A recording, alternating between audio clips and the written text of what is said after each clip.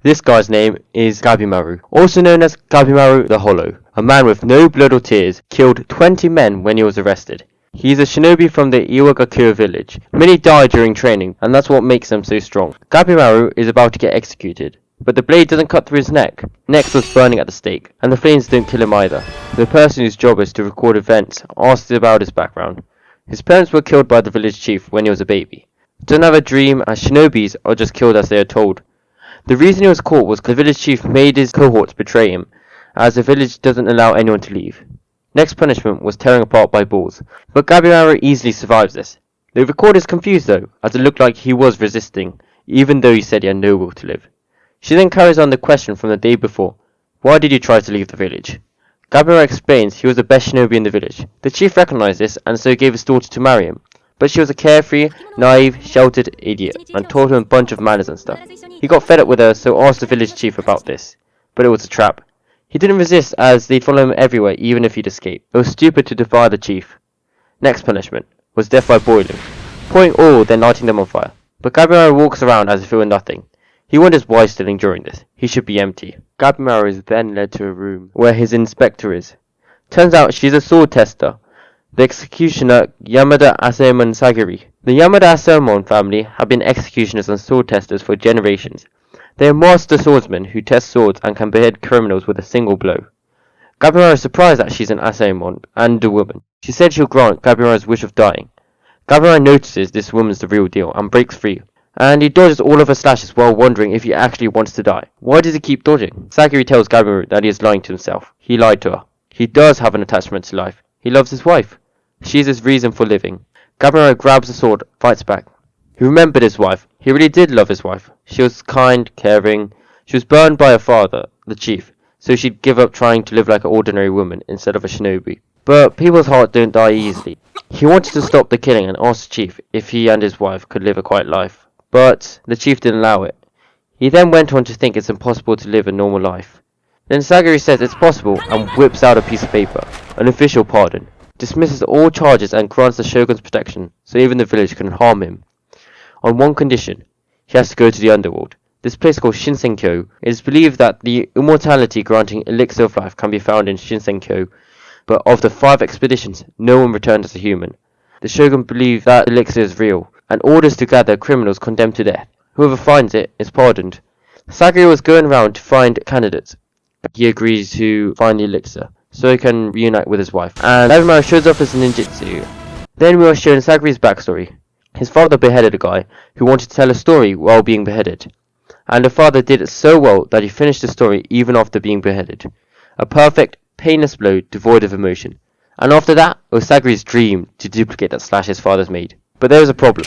Sagiri is filled with fear each time she beheads someone. Anyways, all the criminals gather in front of the shogun and listen to what they are supposed to do. 60 people are missing. That guy they are shown was the only one who returned alive, but flowers bloom soon after. A guy decides to drop out and is instantly killed. Then they mention that each person will have a monitor on the island. If they act out on the island, they will be killed on the spot, and people from the Yamada clan will be doing that job.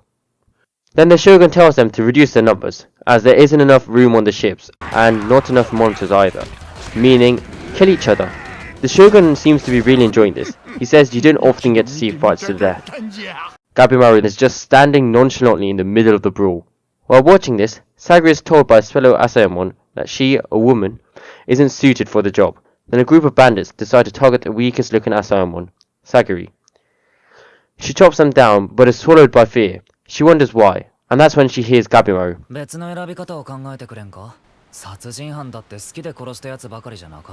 Then they tell a group of guys that if they kill him, they get to go on the expedition. Gabimaru lightly dodges. Can't we talk about it? He sighed. He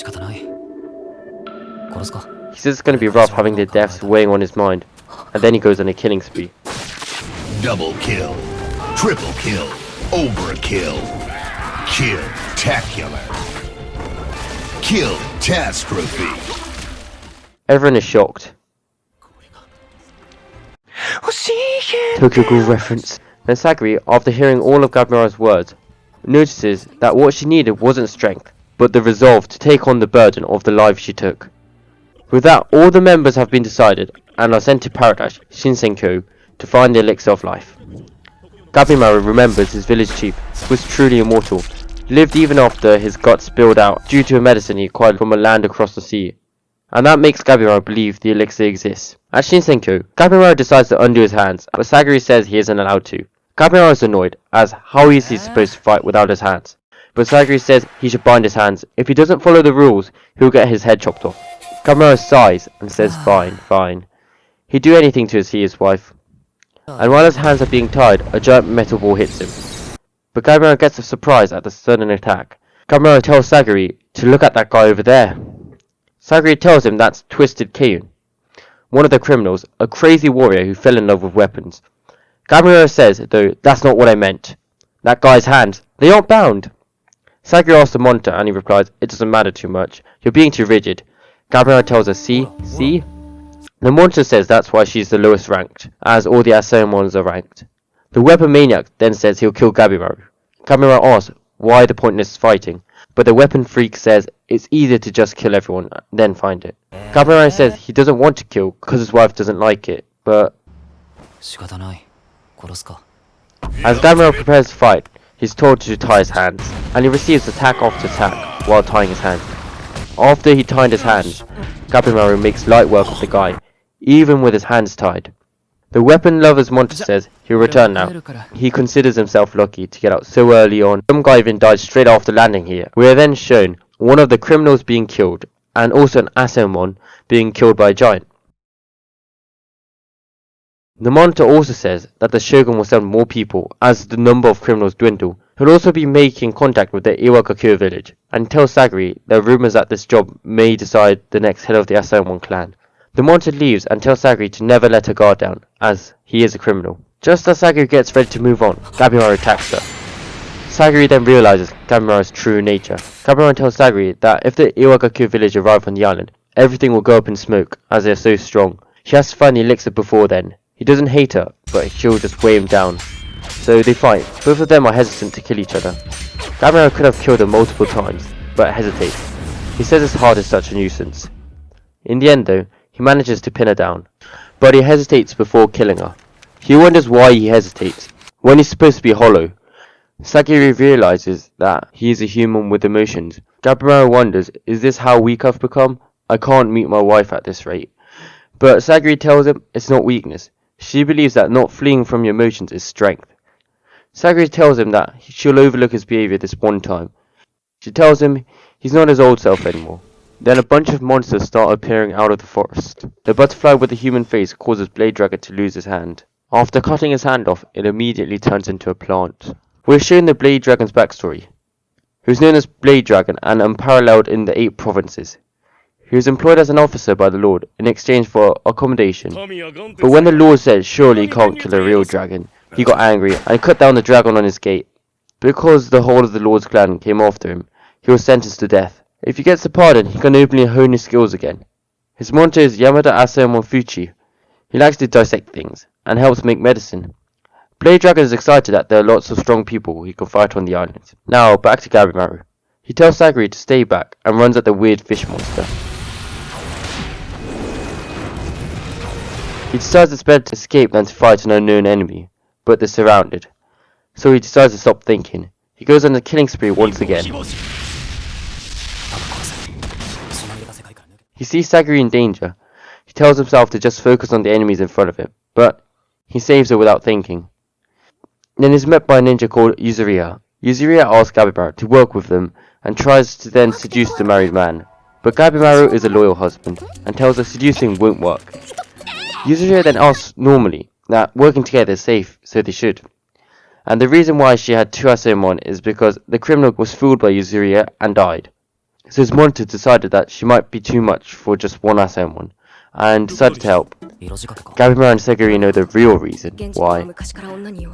And the other Asaemon originally assigned to her is Senta.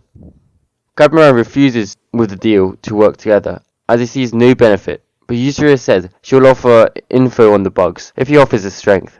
For example, the scales on the butterfly contain hallucinogen and poison. Gabimaru asks how she knows about that. She tells him she talked to Makia into testing it, and then she explains everything she found using Makia. And in the end, she killed Makia.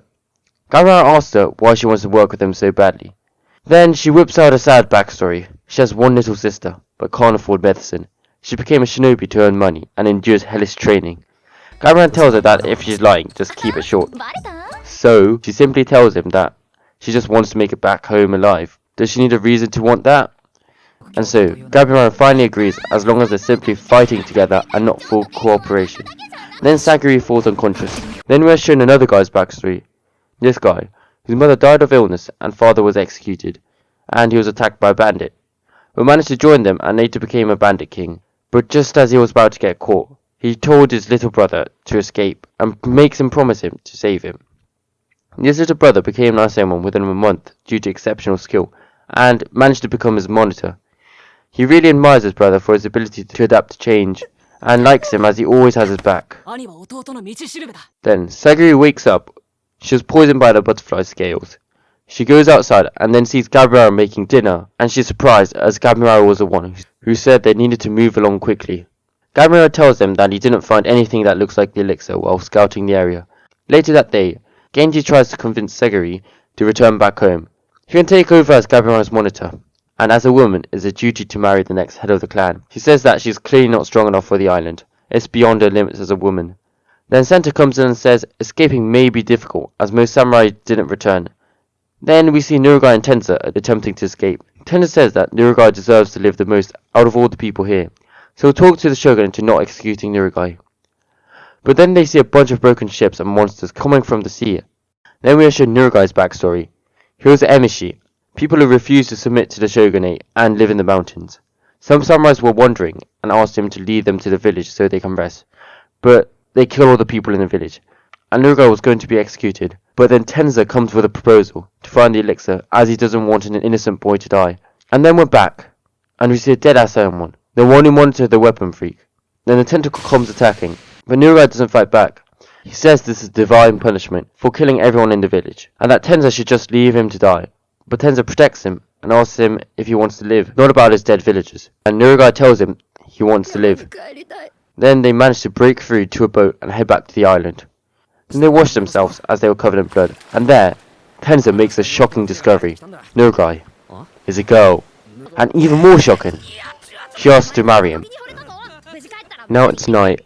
It's Sagiri's turn to keep watch of Gabimaru, and Gabimaru doesn't intend to sleep. He asks her if she was feeling better.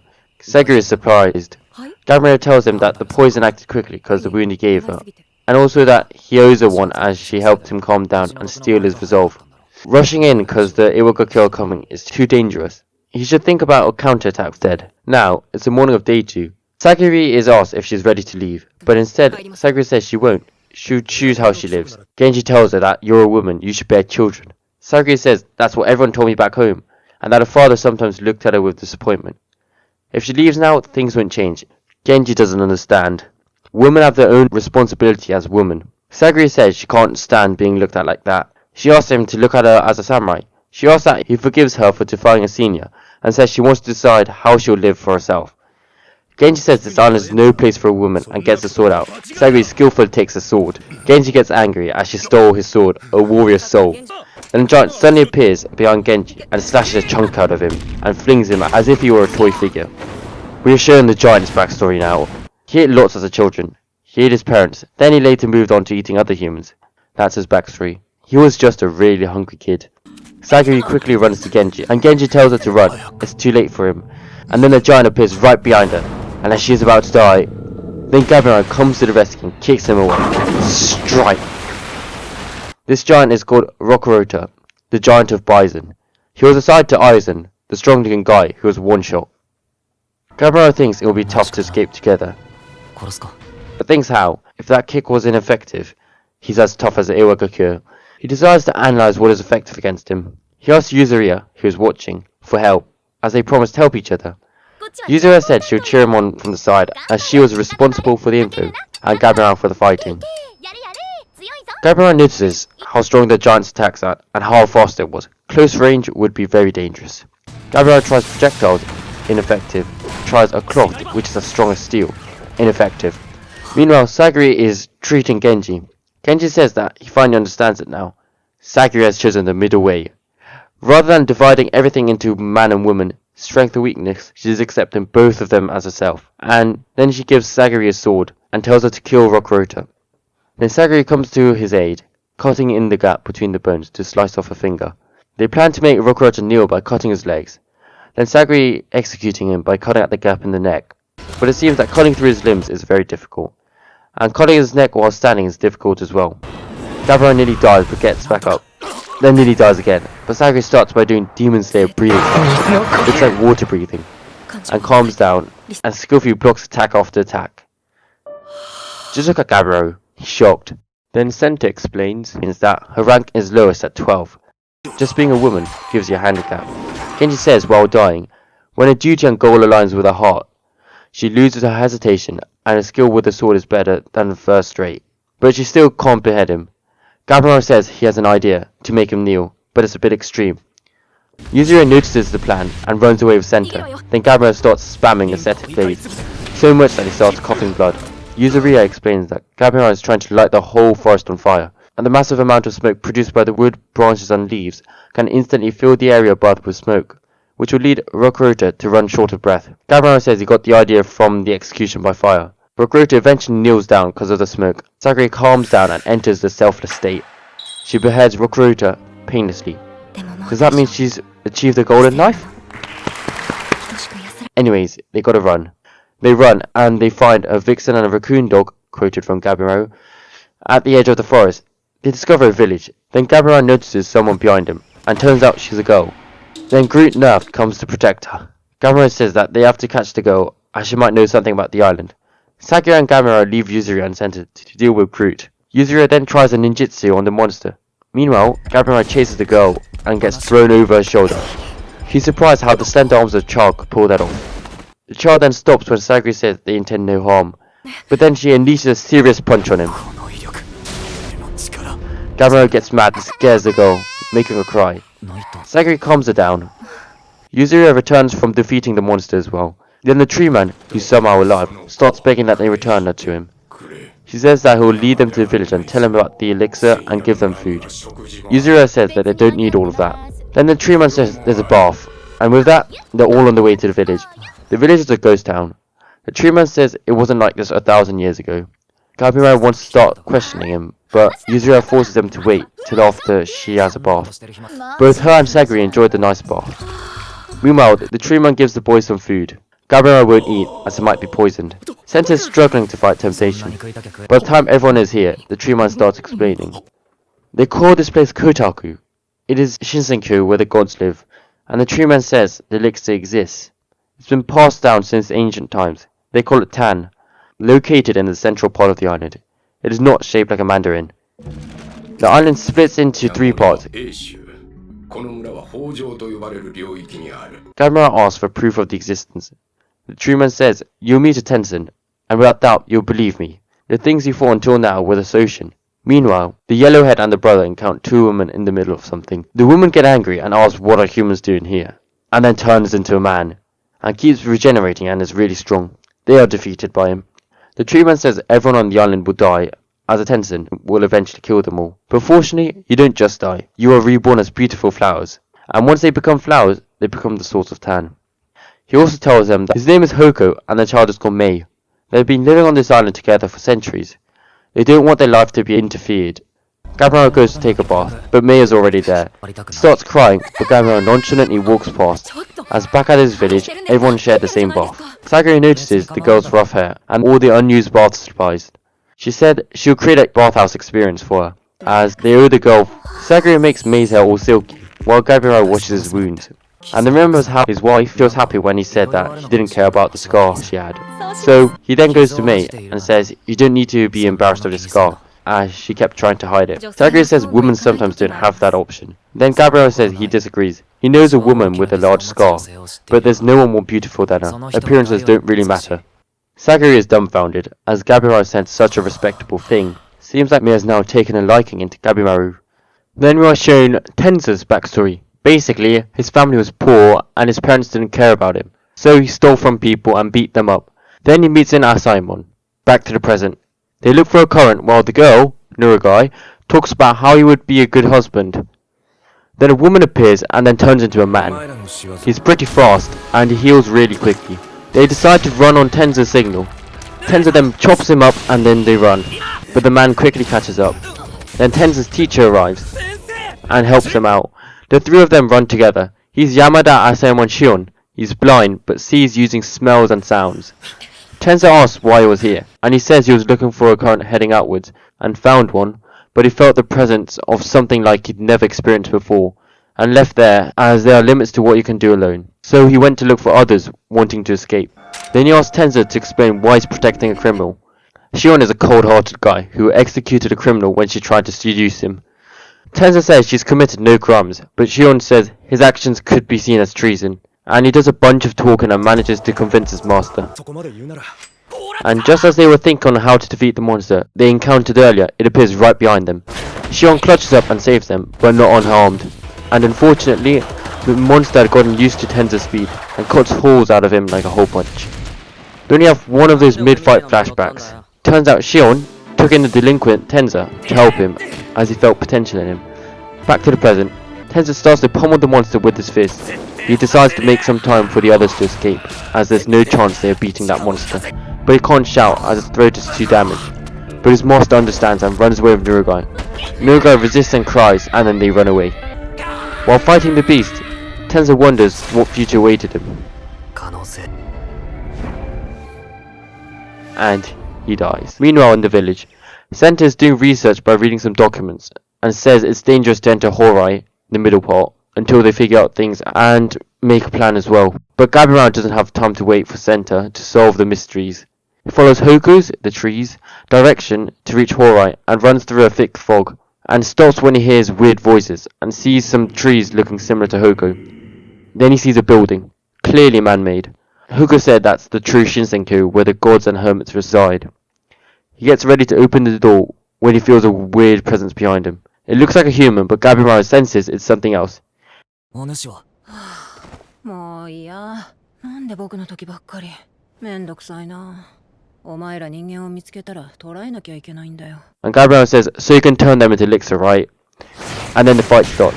Gabimaru dodges her attacks and breaks her neck. Gabimaru is surprised at its regeneration and strength. He burns it, but turns out it didn't really affect it. And it kicks Gabimaru. It then goes, oops, I killed another. It would have made good elixir if I brought it back alive, but Gabimaru isn't dead yet, and says, it might be a bit late, but are you a Tenzin? And they confuse Tenzin and ask, are you a human? And they start throwing punches. They're equally matched. The confused Tenzin asks, why are you so tough? I met a fairly tough human earlier, but it's the first time in a century he's seen someone like Gabimaru. While fighting, Gabimaru tries thinking of a plan to fight the immortal being, and that's when he punches its stomach and gets a different reaction. He wonders what was that? What worked? The Tenzin turns female again. After that, the Tenzin uses some sort of invisible punches. Gabimaru recognizes it was the same thing that made it. He's about to give up, but thinks of his wife and charges forward. His plan is to destroy it faster than it can heal, so he pummels the Tenzin. The Tenzin is almost dead. Gabimaru asks, where is the elixir? Then the Tenzin says, I'm going to get in trouble with them again, and starts growing flowers and turns into some flowery-filled lizard, who can apparently use Thunderbolt. Gabimaru decides to use Ascetic Blaze, but struggles, and notices he's been pushing himself too hard. He then thinks, this can't be real, I've been living in a nightmare, and he wakes up to his wife.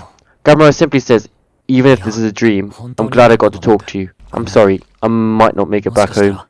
Gabimaru uses the remaining energy he has to light the lizard on fire, and is about to die when Mei appears and saves Gabimaru. The Tenzin says, Mei, what do you think you're doing? Back in the village, Senta apologized to Sagiri for not keeping proper watch of Gabimaru during his shift. Senta went to look for him, but the fog scared him, so he came back. The tree then says it's impossible for an ordinary person to make any real progress in the mist. Then the tree says, haven't seen Mei for a while, so if they go and he'll accompany them, then he can probably get through the fog. So then, the four of them head to Horai. Then we are shown what the Tenzin are doing. There are 7 of them. The boss then comes and interrupts the debate. They discuss on the matter of the humans who arrived a few days ago.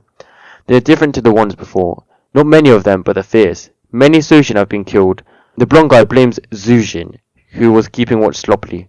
Then he gets angry and throws a punch, and says, judging by your presence, you've used up too much Tao. He can't believe a human has forced you to use the Kishakai form. Then boss tells him to stop. They're a family, and the family obeys, so he's the only one allowed to punch one of them. He then asks the blonde if he dealt with the humans in the forest properly. The blonde says he almost killed them and threw them into the pit. They should be flowers by now. The boss says not to underestimate them. Then they drink some weird liquid coloured like anime style vomiting, and then they get young again. I guess this is tan? Meanwhile, Hoku explains to them about the 7 Tensen, and then explains that everyone who lived on the island was once a human. But although their lives are long, they transform before they die. Their bodies slowly become trees. When they feel like losing consciousness, they take root and go into a praying position in Horai, to ensure their souls are invited to Horai after death. Hoku had a family too, but they all transformed. His young daughter was the first, and Sagiri hopes Gabimaru is alright. Meanwhile, Gabimaru wakes up by a river. Then he meets Blade Dragon and his monitor.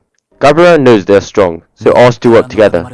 Blade Dragon is disappointed. Then after hearing the Tensen, both of them get pumped up and want to meet them. Blade Dragon wants to fight them, and the monitor wants to dissect them. Blade Dragon says he'll help him. He's not that interested in the pardon anyways. He wants to be immortal, not by drinking elixir, but by being famous, so that his name will never die. And as for the Asaemon, he says he's interested in immortal beings. The deal was to let the Blade Dragon defeat it and let the Asaemon dissect it, and then they have a deal. The girl wakes up. She's grown a lot and can speak a bit now. Meanwhile, Senta rambles on about his theory, basically saying that this place probably has a creator and there are lots of religious interpretations jumbled together. And back to Gabimaru. He asks Mei if she knows the method to defeat the Tensen.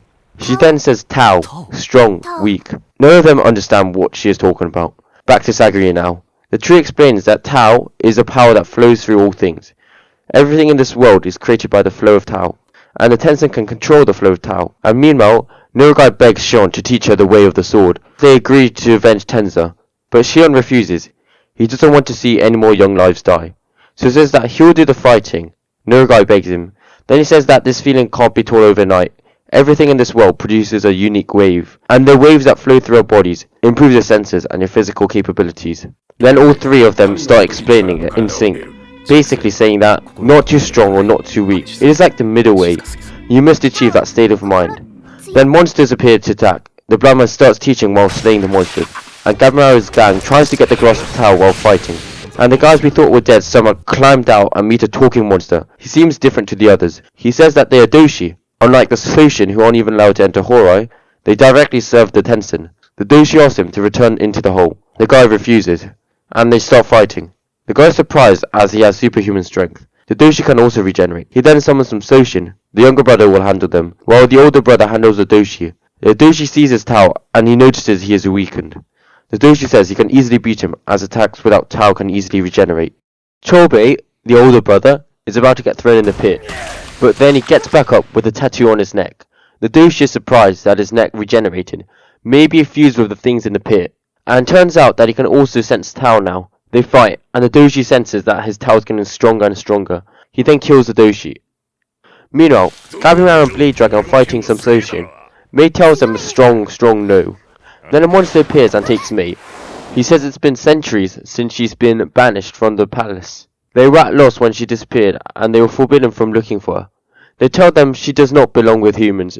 Like the Tensen, she feeds off humans. Gabimaru thinks about what he should be doing right now. He then jumps to protect Mei and says he can't make her cry again. Then another one who can control butterflies also joins in with the attack. Blade Dragon, who lost his hand to a butterfly, is eager to kill the butterfly guy. But then Blade Dragon is surprised when he is hit by a Tao attack. And then they are swarmed with bugs, and they keep getting in each other's way. The Doshi asks why you're protecting the girl. Gabimaru acknowledges that he would have not done that if he was his old self, but he says he's changed now, and replies, helping someone who helped you is common sense, right? Why are you guys so obsessed with the girl? It looks like she doesn't even like you. They reply that Doshi study Tao and train to use it. Mei is essential to the training. He explains that there are 5 steps to mastering Tao. One of them is Bochijutsu, which requires a partner. It involves the circulation of yin and yang. Tao is heightened in this way. The Tensen developed this technique. The Tensen both have yin and yang. They are male, so they have the yang. Mei has the highest quality of yin. Joining and circulating with Mei allows their yang to perform Bochijutsu. The reason she was banished from the palace was that she didn't want to be a training partner, and she was inflicted with the scars on her body as a mark of that. Blade Dragon calls them disgusting. They reply that a human wouldn't understand. Gabimaru seems angry too. They fight. Gabimaru wishes he understood what Mei meant. Then the Asaemon tells them to let Mei touch you. Then he will be able to sense his own Tao. Asaemon says it's not learned overnight. but Gabimaru says he's good. He almost gets it now, and now Gabimaru can sense Tao and predicts their attack. The Dushi's surprised that he learnt Tao in such a short amount of time. Then Blade Dragon joins in to take part in the spotlight, and they both kill the Dushi. And at the same time, Sagri's party has arrived at Horai, and Groot's head is chopped off. The guy congratulates them for being the first human in 1,000 years to come here. Yuzuriya tries to flee, but the guy stops her, and says he just wants to talk. Then Hoko, who's somehow alive, says this is a Tensen. Hoku's transformation to a tree had been accelerated, as his head had been chopped off. Hoku prays that his soul is at least invited into Horai. Then the Tensen said that all that soul stuff was just a convenient lie created by the Master to maintain order on the island. The island is a place for conducting experiments on life. Everyone, including Hoko, were just prototypes produced as part of the experiment. And humans who come to the island are research material. He played with a few of them and made them into toys. He says though, high quality humans are turned into tan. Center says the elixir of life, right? Then the Tensen says, oh yeah, every human came here says stuff like elixir of life, eternal youth or whatever. But sorry, there's nothing like that here. Tan is important for Tensen, but if humans consume it, they'll just turn into a tree. They're researching into it, but they're not done yet. Sagri thinks then what will happen to Gabimaru, as he won't receive a pardon without the elixir. The Tensen says, now you know the thing you're looking for is gone. Follow me, there's a bunch of things he'd like to do with him. Then Yuzuriya attacks him, and chops off his head. Then tells Sakura and Center to run for it. But then the Tensen regenerates. They're shocked. He attacks Yuzuriya, and surprised she dodges. He says you can't see Tao, can't you? And she says in her village they called it Ki. The Tensen says that she hasn't mastered it yet. Allow me to teach you. Then Center appears and says, you'll have to go through me first. Tensen tells the others to get out of his way. Then Tensen sends Sagri flying and says, this is a distant strike where you launch a Tao. Normal people can't do it, so forget about it. Well, we've already seen a few people who could do it. Then Yuzuriya and Center just barrage him with attacks, and the Tensen calls Center a fat boy, and says that Yuzuriya's ninjutsu is just an application of Tao, as well as a substitution one. Meanwhile, Sagri asks Hoko if they have a weakness. Then Sagri charges at him and severs his tendon, his weak spot. But then the Tensen says, unfortunately, if you don't have enough Tao, you can recover from any attack. All of them, including the shinobis, don't have enough Tao to actually damage him. Then Sagiri uses a breathing technique and manages to cut the Tensen. The Tensen thinks, what was that? The wound is not regenerating. Sagiri says she detected a unique aura when she approached him, similar to what Gabimaru and Rock Road to the Giant produce. If that is Tao, she knows how to cut it. The Tensen says that Sagiri's type of Tao is interesting. It's poison to him. So the three of them team up. Sagiri notices that her breathing technique consumes a lot of stamina. Actually, also something other than stamina. They manage to cut his tendon, and with that, the Tensen collapses. Then they decide to rest.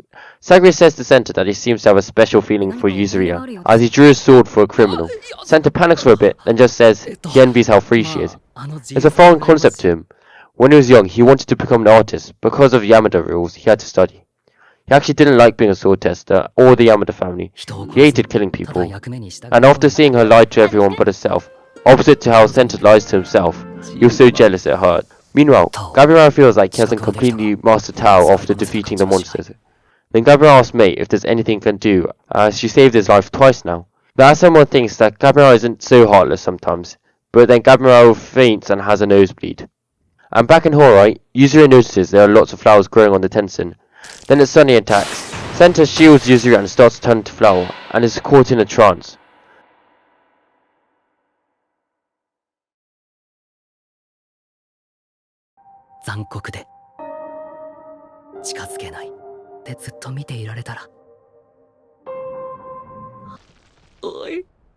The monster has transformed. Sagiri and Yuzuriya are about to lose hope. Then bang! Shion appears to come and save them. Shion tells Nurugai to run away with them.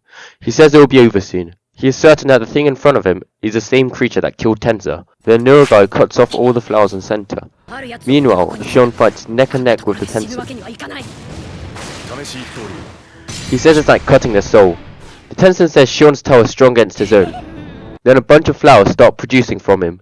Turns out he got little scratches a few times, but Shion just cuts them all off, but lost a bit of blood. Sagri says she wants to help. Yuzuriya says she's out of steam so won't. Nurugai suddenly hugs all of them, and turns out she can somehow transfer Tao and recover another one's stamina. Then they go to Yon covered in some slime.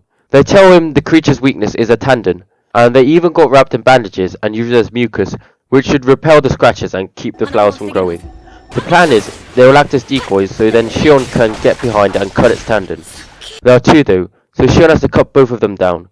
Meanwhile, Shion is swallowed by a pitch black emotion, hatred, as Tenzo was killed, so continues forward. Sagri pins down an arm and Shion gets ready to slice the beast's tendon. He hesitates, as from the two tendons, he doesn't sense anything strong coming from there. There's no time and he gets ready to slash. Then Senta shouts,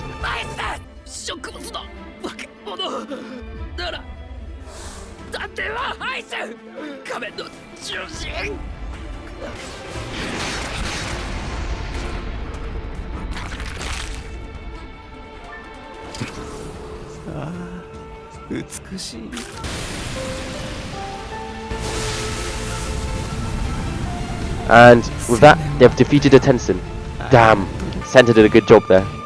And Senta's about to die now. Sakuya wants to save Senta, but Yuzuriha only has one potion left, and she thinks it's better to save Shion, as it's gonna get hard as the journey progresses, and bringing an injured man won't really help, and Senta dies in Yuzuriha's arms.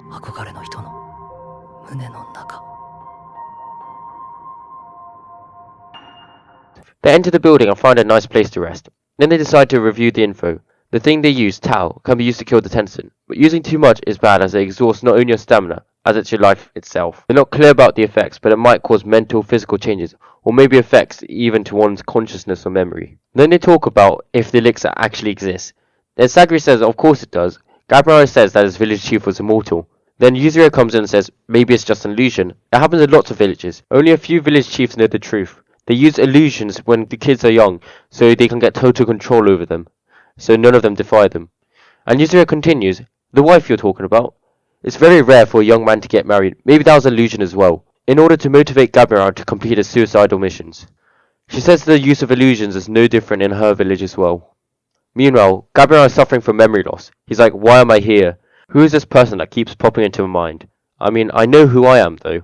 I'm the Iwagakure village's greatest shinobi, Gabriel the Hollow. I don't know who these people are, but I guess I'll just play along. And then Mei sees Gabriel's Tau, and there's a massive lump missing from his head.